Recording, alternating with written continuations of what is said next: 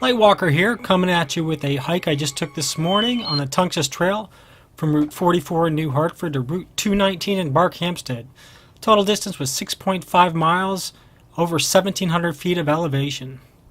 Temperature at the start of the hike was just under 70 degrees Fahrenheit. High humidity, high dew point from the rainstorm the night before. You can see where we started on route just north of Route 44. I can't read the name, just before Frey Road is the turnoff point.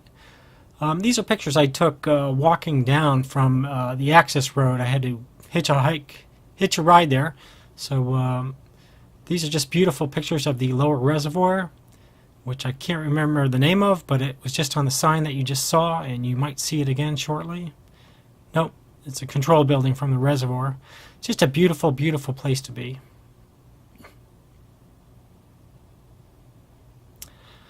Okay, here's you are coming from the access road off of Route 44. You can see the fence on the left. Just on the right there is the trail entrance.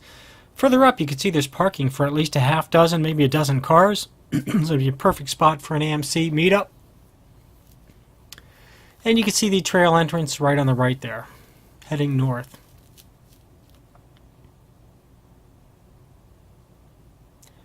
Little ways up the trail, you can see that we cross over a paved road, and then we continue straight down the left side. At this point, you can see an old road. It's starting to get covered with ferns. Cross over that. And more ferns coming into bloom.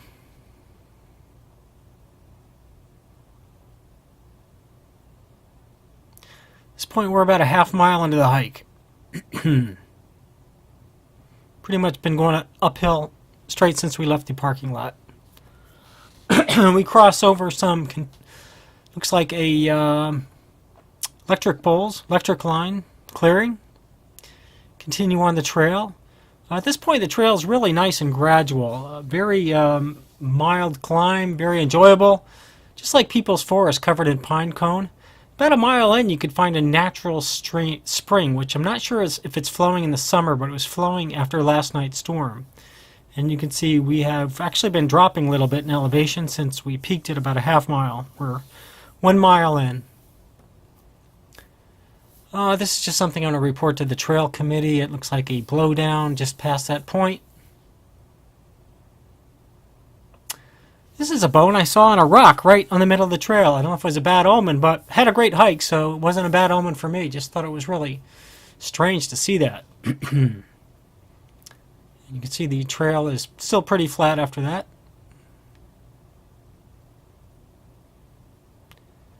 It's here we parallel an old dirt road for maybe a quarter mile. Comes out to this beautiful pond. On the right you can see the pond, on the left there's a field, and the pond is created by a man-made structure. I thought at first it was a beaver pond, but it's actually a cement dam, which you'll see shortly on the left. Here's a dam with the flowing water going over it. I do have a video coming up, one of the 2 videos I have in this presentation.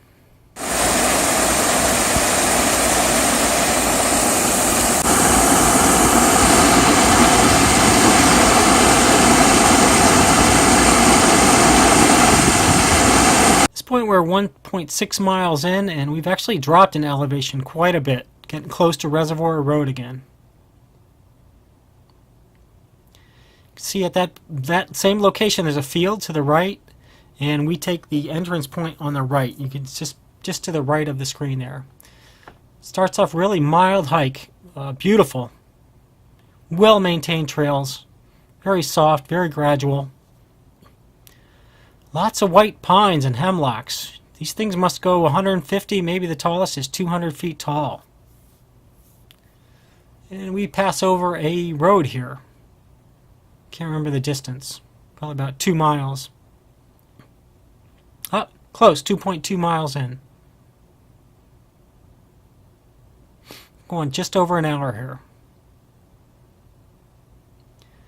This is what I call the first boulders we got to climb through. So pretty much the only ones during the whole trail, so I figured I'd get a picture of it. And after that, it's a pretty mild ascent.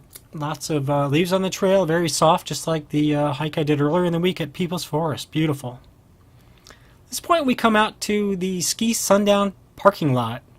As you can see, it's way too late in the season for snow, although there was snow in up north last weekend.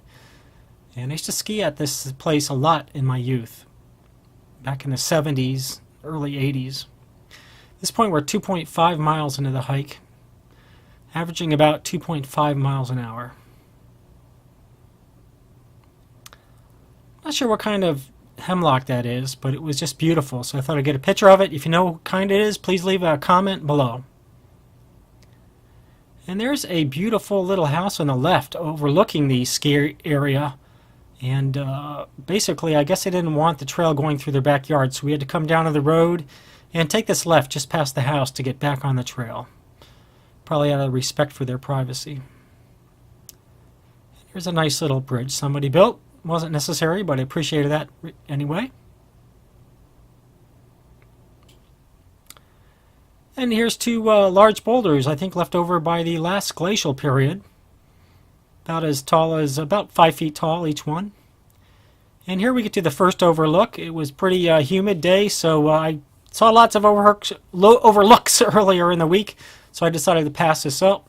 But I did see this welcome sign to the Ratlum section of the Tunxis Trail. Didn't know there was a Ratlum section until just now.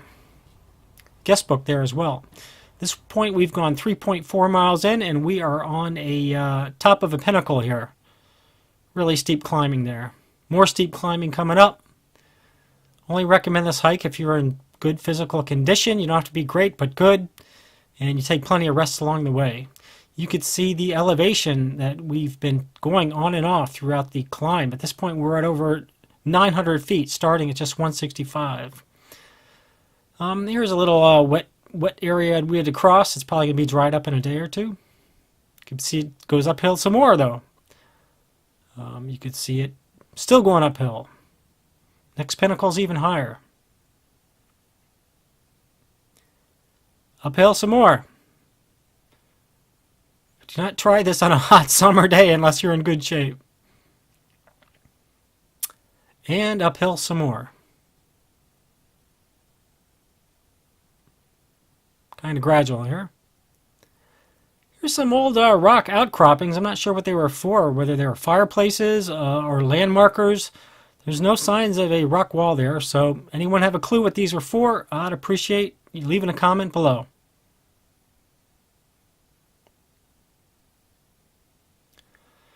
Here's the only log I saw on the trail. I decided to take a picture of it just so that the trail committee could report it to the trail committee. Maybe they can come up there with a chainsaw someday at the 4.2 mile mark and remove it and make the trail even better.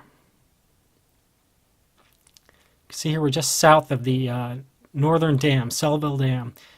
Here's the only part of the trail that actually goes on top of rock.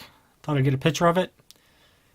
And here's a little stream that's probably going to be dried up in probably within a week or so. Not much water flowing through it, as you can see in the next video clip.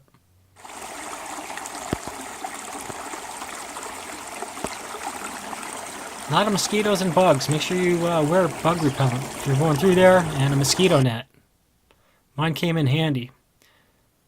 See, this tree is almost in the middle of the trail, but other than that, the trail here is pretty flat, pretty enjoyable. Just very gradual. It's really nice being up that elevation. There weren't that many bugs. It was drier. Cool breeze.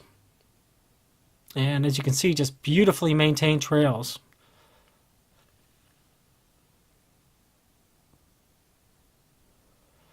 And here we start a mild descent going up to another pinnacle.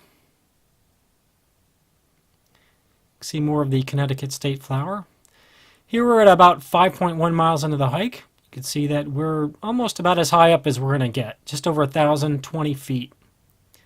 And we start heading downhill. I tried to put my pole in the way so you could see that it's going downhill, but you really can't tell from that picture. Sign to stay on the trail, you'd think that would be pretty obvious, but I guess there was a deer hunting sign just before that. Deer hunting's allowed in November and December, and I guess they just don't want people going off the trail and getting shot by accident. Here's a trail, again, beautifully maintained. At this point, we are really close to what is called the 10-degree view. Not sure why they called it that till we got a little further down the trail. And bingo, you could see the view. This is just beautiful. Overlooks the western side of the reservoir, which we were just at the last week on my last video, the People's Forest hike. And that's what it looks like with the camera zoomed out, same location.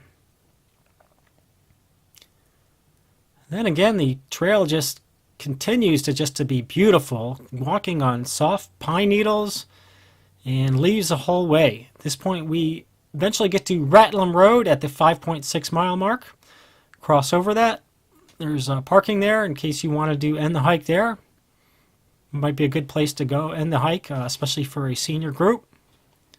That's where the trail comes out onto the road. And there's a parking lot. You can see there's enough spaces there for at least a half dozen, maybe a dozen cars. But we are continuing straight. We are going a little bit uphill from here. Actually, it starts off downhill. Again, no problems with the trail at all. Beautifully maintained. These are the only logs I really had to cross over. I appreciated this because they were kind of steps to get me up the other side. So no need to remove them at all. And there's a picture of that brook on the right. Probably be dried up by the middle of the summer. Lots of mosquitoes there as well. And there's some more white pine on your left and just really soft, enjoyable trail to hike on. At this point we are 6.2 miles into the hike.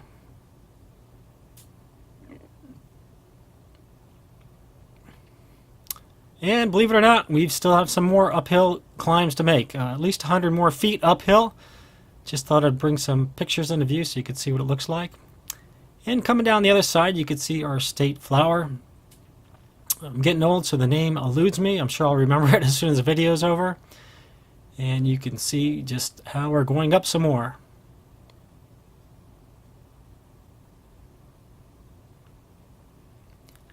Beautifully, beautifully maintained trail.